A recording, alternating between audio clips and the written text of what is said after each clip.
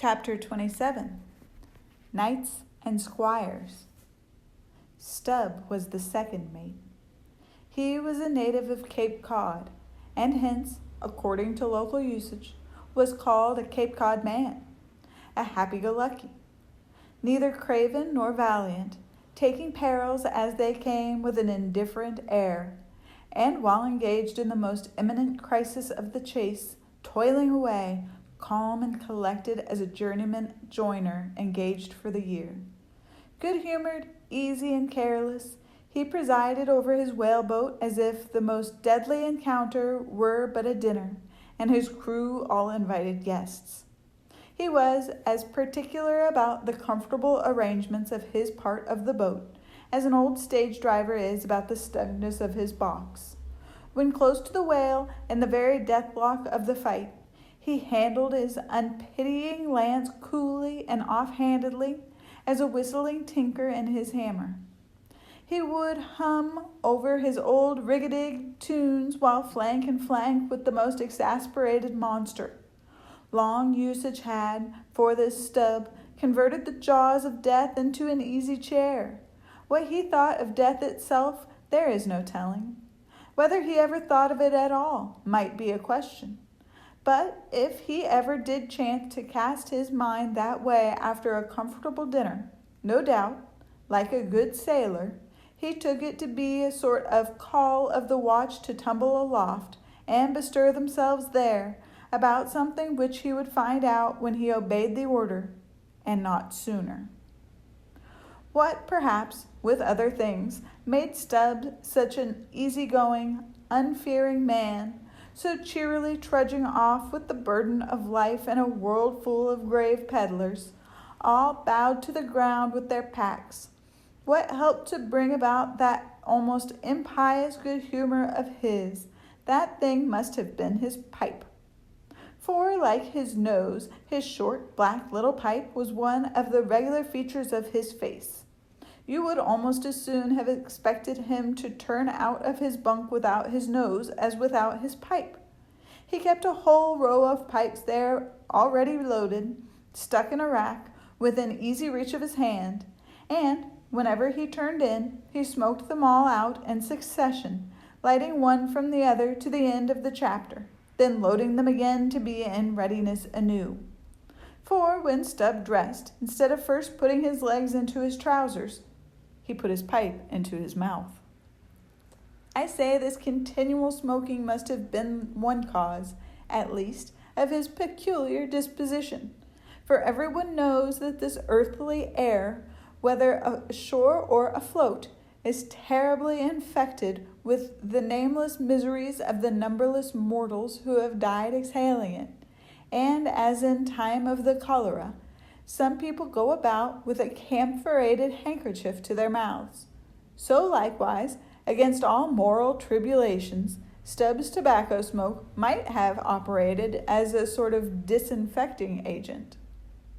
The third mate was Flask, a native of Tisbury and Martha's Vineyard, a short, stout, ruddy young fellow, very pugnacious concerning whales, who somehow seemed to think that the great Leviathans had personally and hereditarily affronted him, and therefore it was a sort of point of honor with him to destroy them whenever he encountered.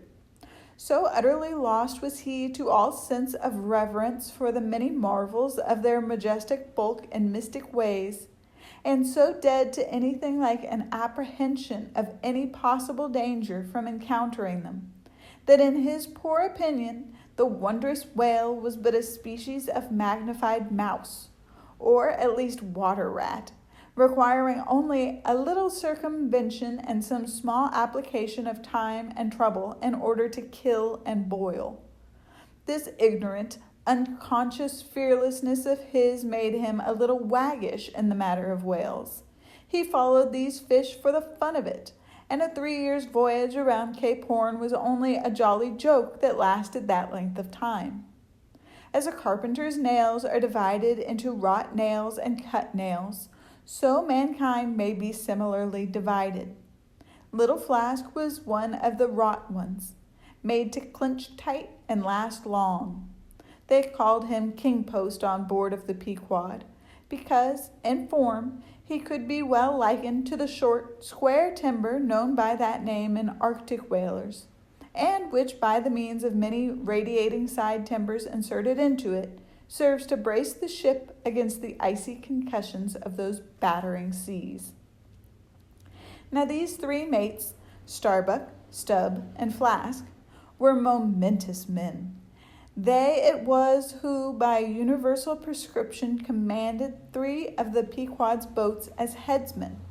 In that grand order of battle in which Captain Ahab would probably marshal his forces to descend on the whales, these three headsmen were as captains of companies, or, being armed with their long, keen, whaling spears, they were as a picked trio of lancers, even as the harpooneers were flinging of javelins. And since in this famous fishery each mate or headsman, like a Gothic knight of old, is always accompanied by his boat steerer or harpooneer, who in certain conjunctures provides him with a fresh lance, when the former one has been badly twisted or elbowed in the assault.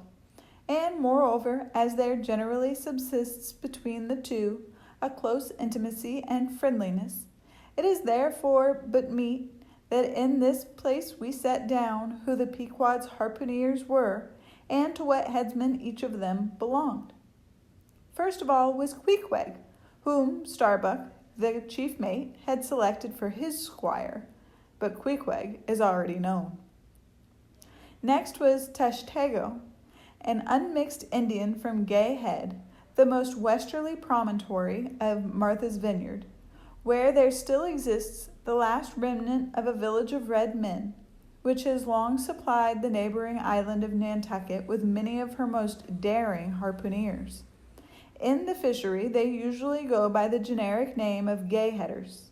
Tashtego's long, lean, sable hair, his high cheekbones, and black rounding eyes, for an Indian, oriental in their largeness, but Antarctic in their glittering expression. All this sufficiently proclaimed him an inheritor of the unvitiated blood of those proud warrior hunters, who, in quest of the great New England moose, had scoured, bow in hand, the aboriginal forests of the Maine. But no longer snuffing in the trail of the wild beasts of the woodland, Tashtego now hunted in the wake of the great whales of the sea, the unerring harpoon of the sun fitly replacing the infallible arrow of the sires. To look at the tawny brawn of his lithe, snaky limbs, you would almost have credited the superstitions of some of the early Puritans, and half believed this wild Indian to be a son of the prince of the powers of the air. Tashtego was Stubb, the second mate's squire. Third among the harpooneers was Daggoo, a gigantic, coal-black Negro savage with a lion-like tread, an Ahasuerus to behold. Suspended from his ears were two golden hoops, so large that the sailors called them ring bolts, and would talk of securing the topsail halyards to them. In his youth, Daggoo had voluntarily shipped on board of a whaler, lying in a lonely bay on his native coast, and never having been anywhere in the world but in Africa, Nantucket, and the pagan harbors most frequented by whalemen, and having now led for many years the bold life of the fishery and the ships of owners uncommonly heedful of what manner of men they shipped, Daggoo retained all his barbaric virtues, and, erect as a giraffe, moved about the decks in all the pomp of 6'5" in his socks. There was a corporeal humility in looking up at him, and a white man standing before him seemed a white flag come to beg truce of a fortress. Curious to tell, this imperial Negro, Ahasuerus Daggoo, was the squire of Little Flask, who looked like a chessman beside him. As for the residue of the Pequod's company, be it said that at the present day not 1 in 2 of the many thousand men before the mast employed in the American whale fishery are Americans born, though pretty nearly all the officers are. Herein it is the same with the American whale fishery as with the American Army and military and merchant navies, and the engineering forces employed in the construction of the American canals and railroads. The same, I say, because in all these cases the Native American liberally provides the brains, the rest of the world as generously supplying the muscles. No small number of these whaling seamen belong to the Azores, where the outward bound Nantucket whalers frequently touch to augment their crews from the hardy peasants of those rocky shores. In like manner, the Greenland whalers sailing out of Hull or London put in at the Shetland Islands to receive the full complement of their crew. Upon the passage homewards they drop them there again. How it is, there is no telling, but islanders seem to make the best whalemen. They were nearly all islanders in the Pequod. Islatos, too, I call such, not acknowledging the common continent of men, but each isolato living on a separate continent of his own. Yet now, federated along one keel, what a set of isolatos were!